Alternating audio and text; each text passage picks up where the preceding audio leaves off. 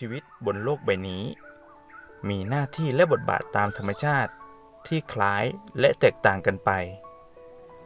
บทบาทและหน้าที่ที่เป็นเสมือนเสาค้ำจุนระบบนิเวศ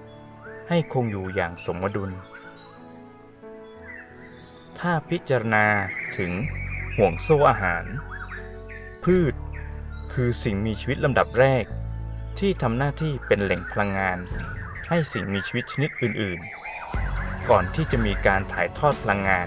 ไปตามลำดับของห่วงโซ่อาหารต่อไปแน่นอนว่า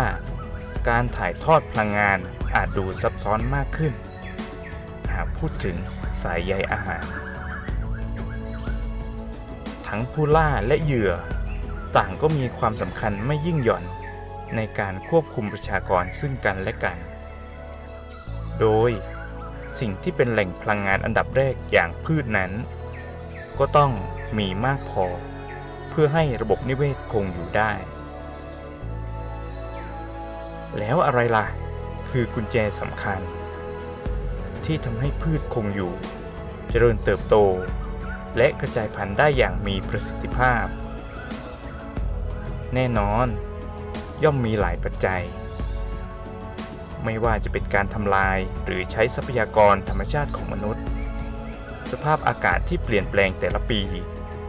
ปริมาณน้ำฝนการลดลงของประชากรสัตว์ป่าและอื่นๆอีกมากมายพืช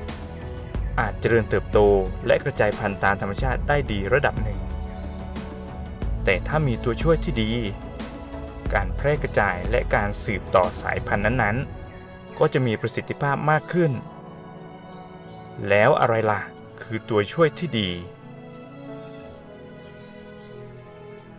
ตัวช่วยที่ดีเหล่านั้นอาจเป็นลมน้ำหรือแม้แต่ไฟแต่ที่ขาดไม่ได้เลยนั่นก็คือนักปลูกป่าที่ดีอย่างสัตว์นานาชนิดนั่นเองสัตว์ผู้อยู่บนห่วงโซ่อาหารทั้งที่กินพืชและกินเนื้อเรือนยอดที่ปกคลุมด้วยใบหยางแน่นหนาจนแสงอาทิตย์ส่องผ่านมายังพื้นล่างได้เพียงน้อยนิดอาจไม่เป็นผลดีต่อต้นลูกที่จะเกิดขึ้นมาใต้ร่มเงา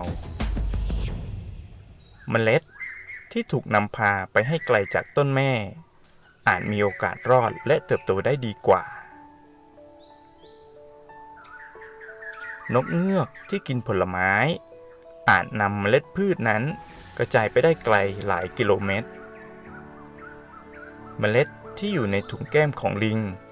หรือผลไม้ที่ลิงกลืนกินทั้งเมล็ดก็เช่นกันอาจถูกนำพาไปไกลจากต้นแม่หลายร้อยเมตรรวมทั้งชมดอีเห็นหมีหมูป่าช้างและสัตว์อีกมากมายที่เป็นนักกินพืชตัวยงสัตว์เหล่านี้คือผู้กระจายพันธุ์พืชลำดับแรกถึงแม้บางครั้ง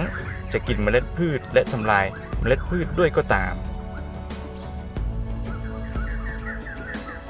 การกระจายพันธุ์ของเมล็ดพืชโดยมีสัตว์เป็นตัวช่วยก็ใช่ว่าจะมีประสิทธิภาพเสมอไปเพราะสัตว์บางชนิดก็มักจะถ่ายมูลในที่เดิมๆเพื่อบอกอาณาเขตของตนเอง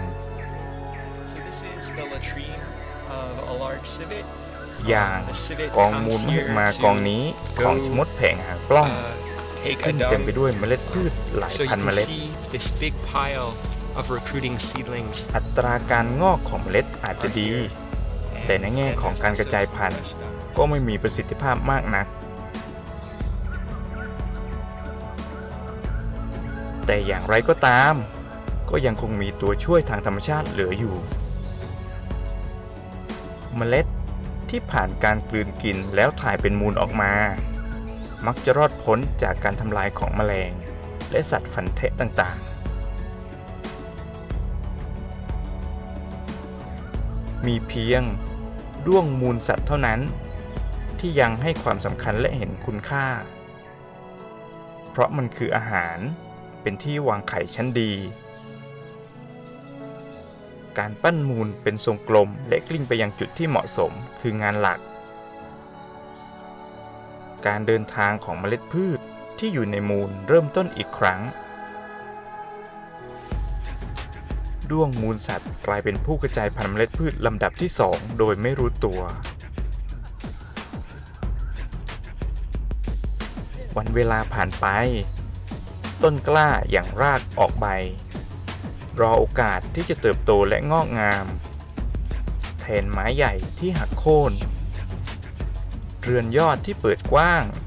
แสงอาทิตย์ที่ส่องผ่านมายังชีวิตใหม่ทุกอย่างดำเนินไปอย่างสิ่งที่ควรเป็น